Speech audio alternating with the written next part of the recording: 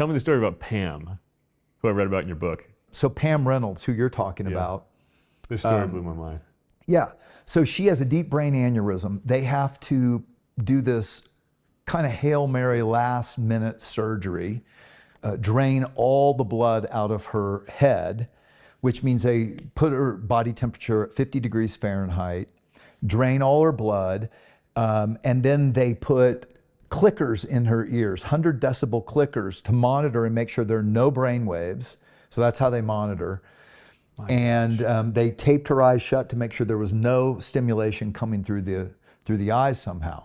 So that pretty much rules out skeptics saying, well, somehow your eyes or ears are picking stuff up.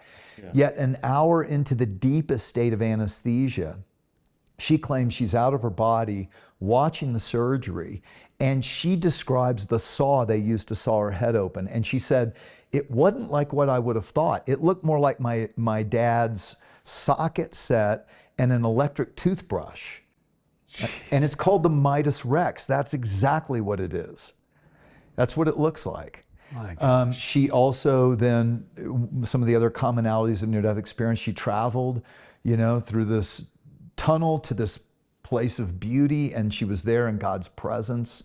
And he said, it's not your time, and he sends her back. And as she's coming back, they're getting ready to shock her. They're playing Hotel California, and they had to shock her twice, not once. I'm not sure I want to know that the brain surgeons are listening to Hotel California. Yeah, well,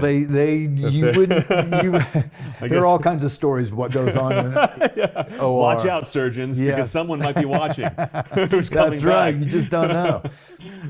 So all these things, plus what one female doctor said who was down, couldn't find an artery in her leg, and she was like, I didn't know why they would be in my legs. Well, there's a femoral artery they're trying to, So all these things she couldn't possibly have known. She had zero brainwaves, nothing on the EEG. Wow. 100 decibel clickers, eyes taped shut. Doesn't explain it. Totally. So that's one. Yeah. So the second thing that really convinced me, Chris, is that when people blind from birth have a near